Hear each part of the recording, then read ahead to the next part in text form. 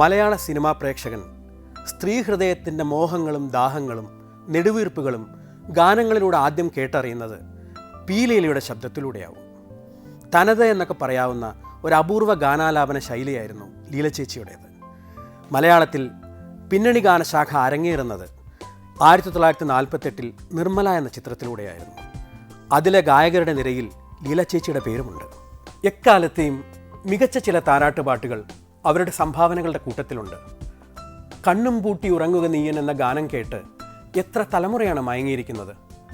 നമുക്കൊരിക്കലും മറക്കാനാവാത്ത മറ്റൊരു മനോഹരമായ താരാട്ടുപാട്ട് ലീലാമ്മ പാടിയിട്ടുണ്ട്. പുനർജന്മം എന്ന ചിത്രത്തിലെ ഉണ്ണിക്കൈ വളര് വളരെ വളരെ. ജീവിതത്തിൽ ഒരിക്കലും അമ്മയാകാൻ കഴിയാതിരുന്ന ഈ അനശ്വര ഗായിക ഇനിയും പിറക്കാൻ പോകുന്ന എല്ലാ കുഞ്ഞുങ്ങൾക്കുമായി തൻ്റെ വാത്സല്യം മുഴുവൻ ഈ ഗാനത്തിൽ ചുരത്തി വച്ചിരിക്കുന്നു.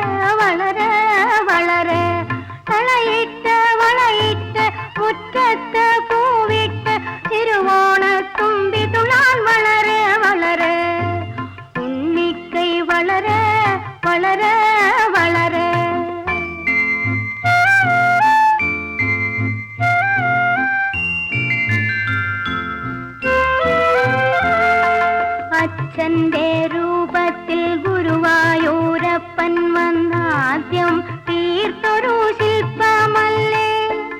അച്ഛന്റെ രൂപത്തിൽ ഗുരുവായൂരപ്പൻ വന്നാദ്യം തീർത്തൊരു ശില്പമല്ലേ.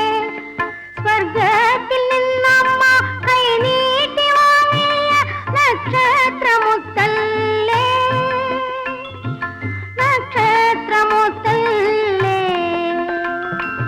ഉമ്മ ഉമ്മ നൂറുമ്മ, ഉണ്ണിക്കൈ വളരെ വളരെ വളരെ, ഉണ്ണിക്കാൽ വളരെ വളരെ വളരെ. കളയിട്ട് വളയിട്ട് മുറ്റത്ത് പൂവിട്ട് തിരുവോണത്തുമ്പി തുളാൻ വളരെ വളരെ. ഉണ്ണിക്കൈ വളരെ വളരെ വളരെ, ഉണ്ണിക്കാൽ വളരെ വളരെ വളരെ.